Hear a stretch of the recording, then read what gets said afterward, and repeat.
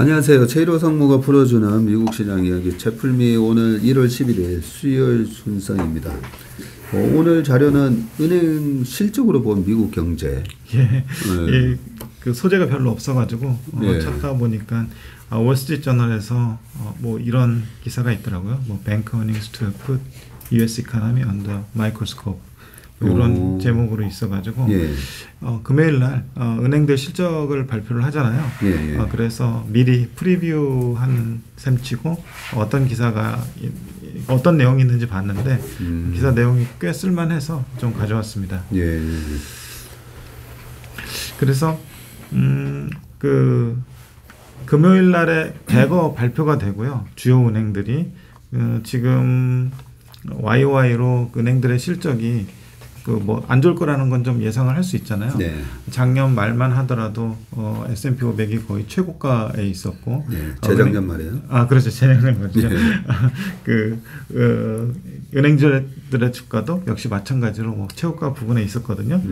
그러면은 2021년 4분기에 비해서 2022년 4분기 실적이 어떤지 대충 좀 가미는 될 것 같은데 어느 정도 가미가 되고 또 실적에 미치는 어떤 주요 팩터들은 어떻게 변화하고 있는지 좀 보면 좋을 것 같습니다.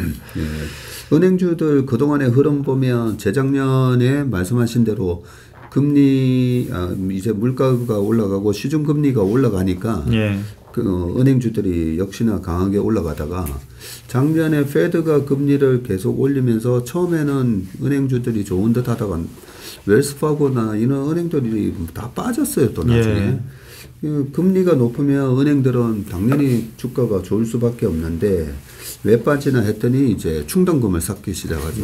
경기가 안 좋아진다라는 부분을 반영을 하면서 그러면서 이제 은행주들이 작년 하반기에도 보면 주가가 좀 빠졌었는데 지금 이런 부분이 진짜 어떻게 되는지 저도 궁금하네요. 그리고 말씀하셨다시피 그 커머셜 뱅킹 쪽은 금리가 올라가면은 NIM이 확대가 되면서 은행 이익이 증가하는데 작년에 이제 물가 공포가 워낙 심하고 경기 침체에 대한 공포도 심하다 보니까 은행들이 미리 충당금 쌓은 부분도 있고요.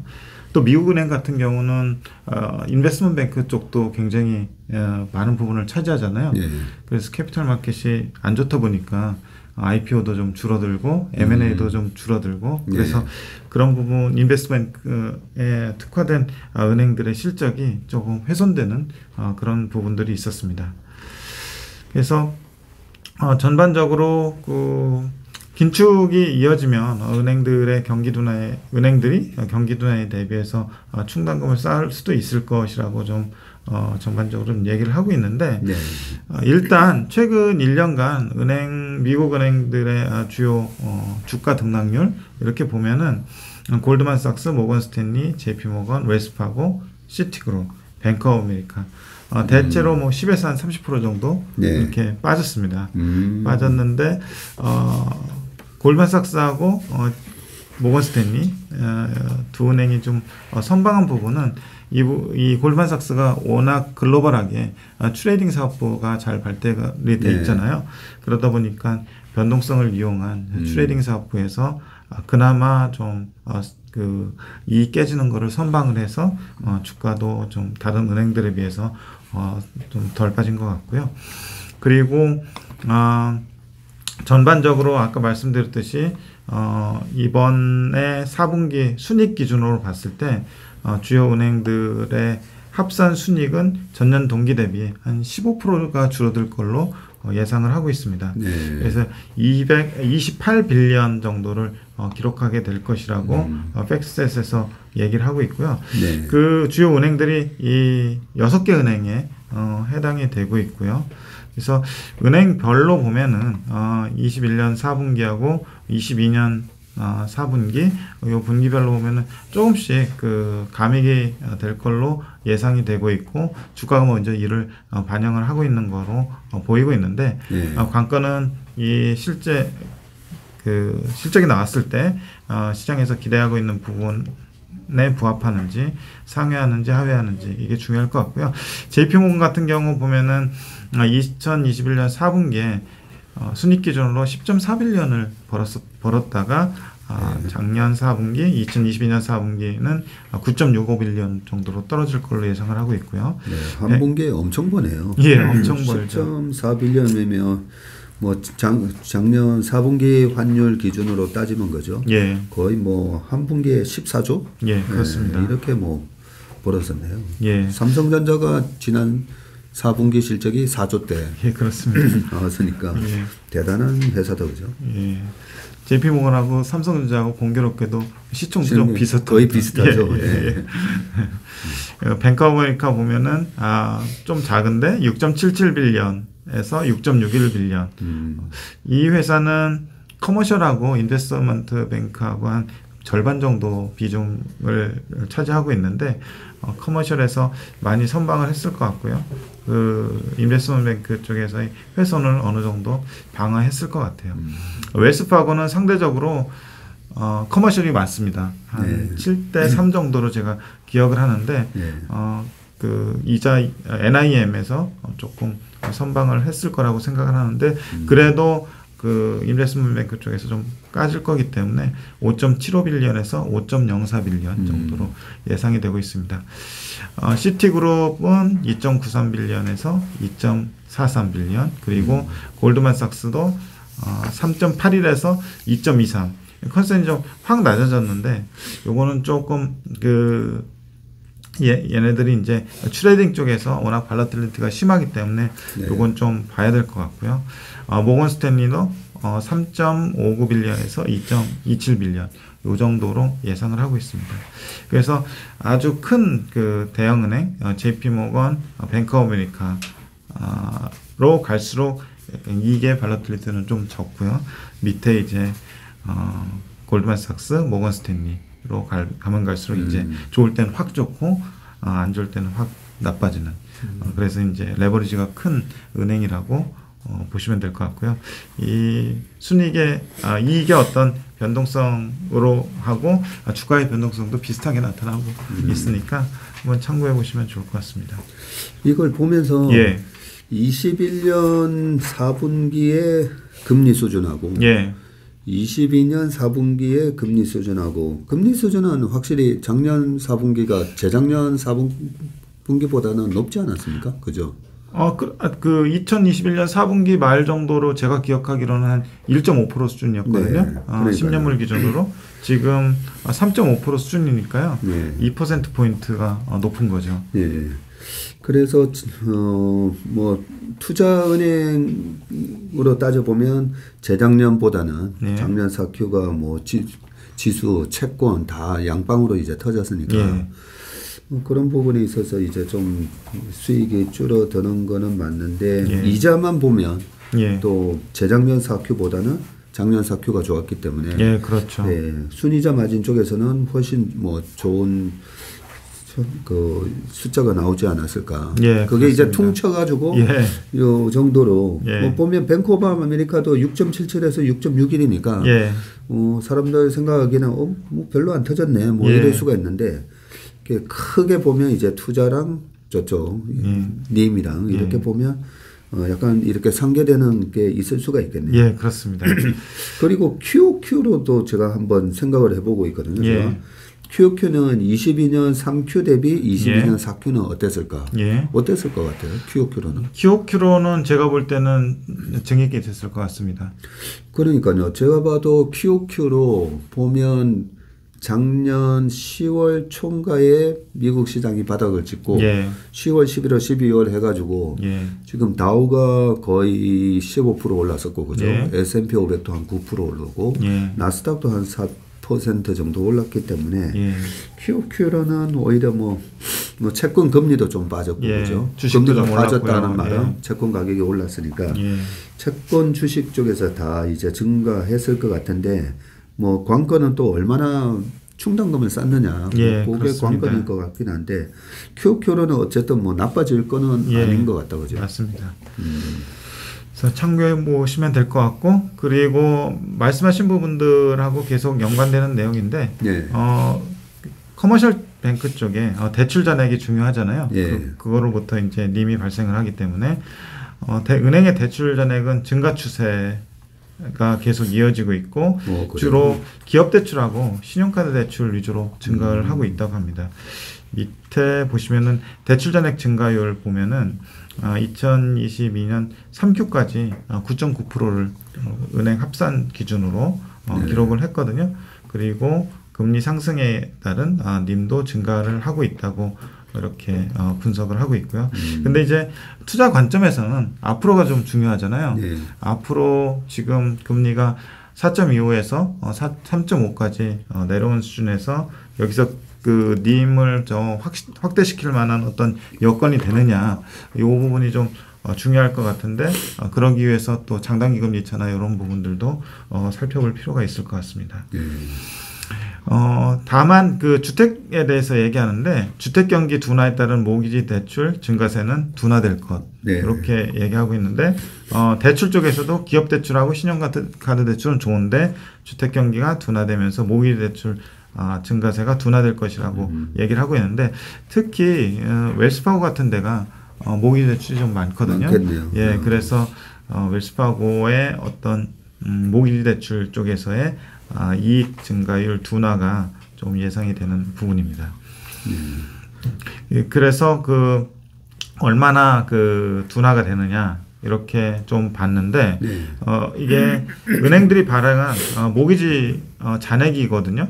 모기지 잔액이 그 두 번째 오른쪽 표에 나타나 있는데 21년부터 22년, 23년, 24년, 25년까지 그 추정을 해놨어요. 근데 21년에 확실히 그 주택 경기가 상당히 좋았으니까 은행들의 모기지의 발행도 상당히 많았는데 그 규모가 4.44 트릴리언이었거든요. 야, 엄청나네요. 예, 엄청났죠.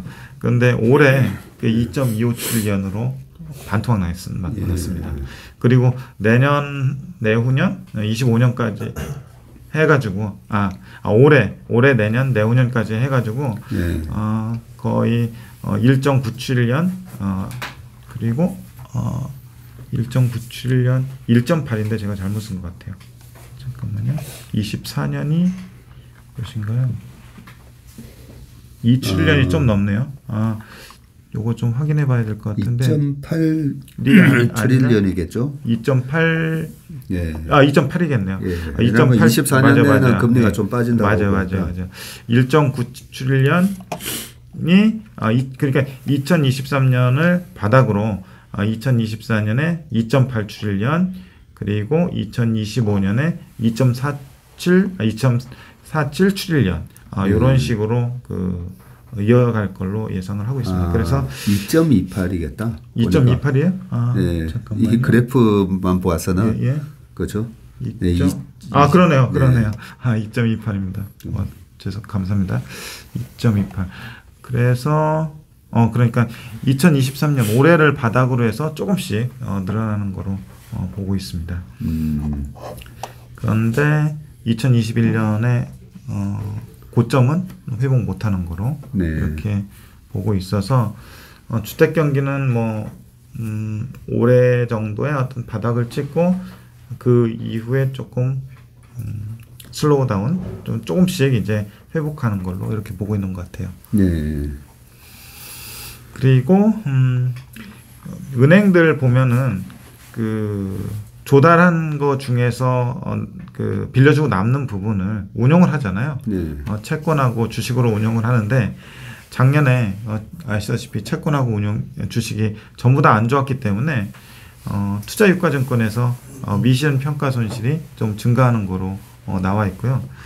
요 부분은 이제 분기로 봤을 때 작년 3분기가 더 최악이었고요. 4분기에는 조금 회복을 했겠죠. 주식도 그렇고 채권도 좀 좋았으니까. 그래서 그 규모 자체가 조금씩 그 작년 3분기에 마이너스 368.8빌리언까지 기록을 했었는데 4분기에는 조금 회복을 할 걸로 예상을 하고 있고 이 부분은 평가선이기 때문에 크게 의미를 부여할 필요는 없을 것 같아요. 그리고 중요한 부분이 이제 M&A 규모 추이인데 특히 JP모건도 그렇고 골드만삭스도 그렇고 이런 그 그 M&A 딜 같은 거에서 자문 수수료 수입이 상당 부분 발생을 하는데 2020년 기준으로 봤을 때 M&A 규모가 1.56 트릴리언이었고요. 2021년에는 2.73 트릴리언으로 엄청나게 늘었습니다. 그게 다시 2022년에는 1.58 트릴리언으로 회귀를 한 걸로 추정이 되고 있습니다. 그래서 이런 부분도 이제 캐피탈 마켓이 조금씩 나아지면은 회복될 거라고 보여지고 있긴 한데 그 속도가 좀 중요할 것 같고요. 그리고 마지막으로 그 금융시장의 변동성이 확대되면서 트레이딩 사업부의 강점을 가진 그런 은행들의 매출의 증가 가능성도 언급을 하고 있습니다.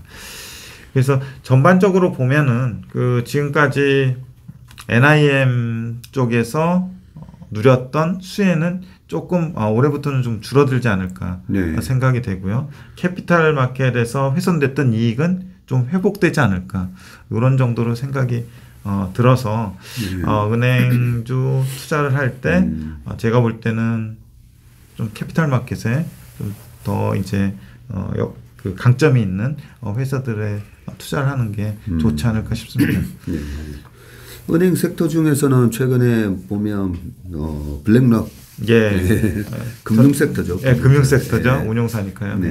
블랙락이 주가가 상당히 이제 바닥에서 강하게 올라오는 모습을 보면 올해 시장을 뭐 나쁘지 않다라고 블랙락 주가는 그렇게 이제 전망을 하는 걸로 봐지고 요 분기별 은행 순이익 추이 요 그래프를 보니까 한눈에 딱 들어오네요. 재작년 4Q부터 해서 작년 1Q 확실히 이제 전체 은행의 수익이 줄어드는 모습이 나오면서 2Q가 근데 바닥을 치고 3Q에 다시 돌고 있는데 그때 최상무님이 이제 실적 발표를 해 주실 때도 약간 놀랬던 게 3Q까지 주가가 많이 빠졌는데 의외로 이제 은행들 수익이 나쁘지 않아 가지고 참 잘 수익 관리도 참 잘한다 이런 생각을 했었는데 2Q 바닥 찍고 3Q 올라오고 우리가 봤을 때는 3Q 대비 4Q가 좀 더 좋을 걸로 생각이 드는데 근데 지금 전망치는 여기 팩트셋에 지금 전망치는 4Q가 이번 3Q보다도 작년 3Q보다도 오히려 낮은 걸로 이렇게 나온다고 그죠? 그래서 이 부분에서 가장 그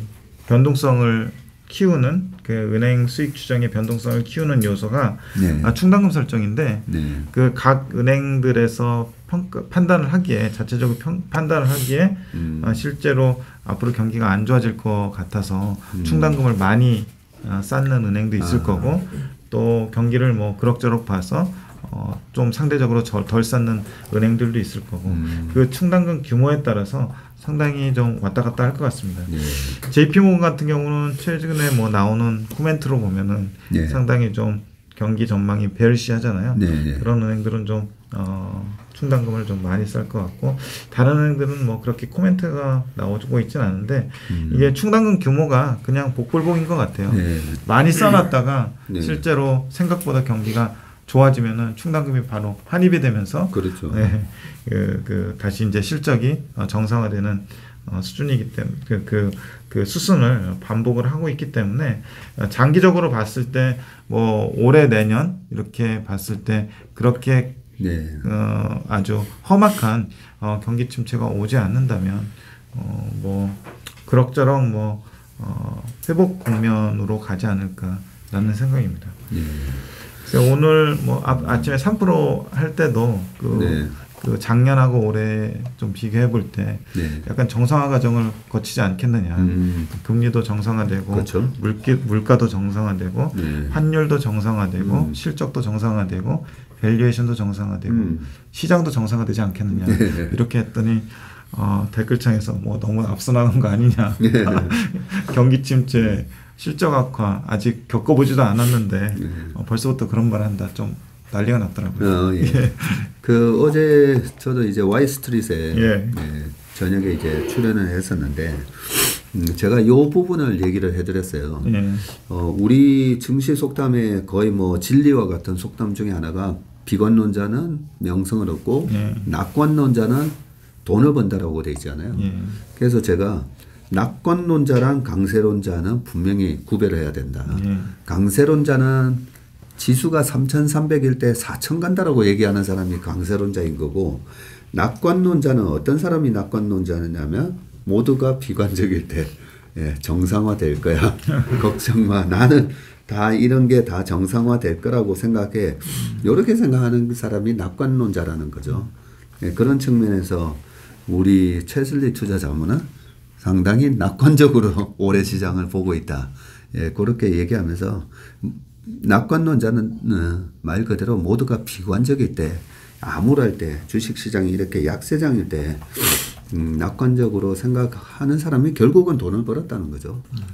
그래서 우리가 이런 낙관적인 전망을 할 때마다 방금 말씀하신 대로 이런 비관적인 지금 분위기 속에서 좀 말이 되느냐, 너무 낙관적으로 생각하는 게 아니냐 하는데, 낙관적으로 생각하는 게 돈을 벌게 돼 있다는 거죠. 근데 저희가 뭐 무대뽀로 낙관적으로 생각하는 게 아니라 다 데이터에 낙관주의자.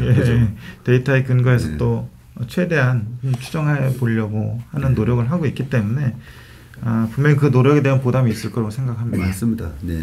그 정말 마지막에 중요한 얘기를 해주셨는데, 막연한 낙관은 정말 그 무서운 또 대가를 치르게 되고요. 데이터에 근거해서 여러 가지 우리가 데이터를 말씀드리잖아요. 그래서 최근에는 저보고 그런 댓글도 있더라고요. 박전무는 데이터론자다. 제가 되게 기분이 좋았었습니다.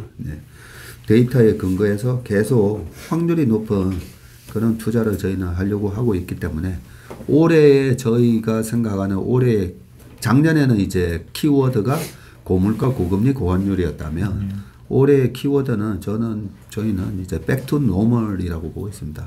다시 정상화로 가는 과정. 그런 거에 있어서 전 세계에 있어서 돈이 가장 많이 거래되는 시장이 외환시장이잖아요. 그래서 가장 효율적인 시장이 또 외환시장인데, 저는 외환시장이 과연 이게 백투노멀로 가는 게 맞나 했는데 벌써 1250원이 깨집니다. 그런 모습을 보면서 우리 생각대로 시장은 지금 정상화의 과정으로 가고 있다. 그런 관점으로 보고 1월 시장이 그해 전체를 대변한다라는 말씀을 드렸었는데, 1월 시장이 정말 백투노멀이라면 그런 부분이 반영이 될 건데, 다행히 지금 한 주간의 주식시장은 그렇게 정상화되는 과정으로 주식시장도 움직이고 있기 때문에 저희가 한편으로 올해 우리가 생각하는 그림대로 가고 있는 게 아닌가, 이렇게 생각을 해봅니다. 혹시라도 우리가 잘못 생각하는 부분이 있으면 데이터에 근거해서 댓글을 남겨주시면 참고를 하도록 하겠습니다. 오늘도 최일호 상무님 수고 많으셨고요. 오늘 채플 미션은 여기까지 하겠습니다. 고맙습니다. 감사합니다.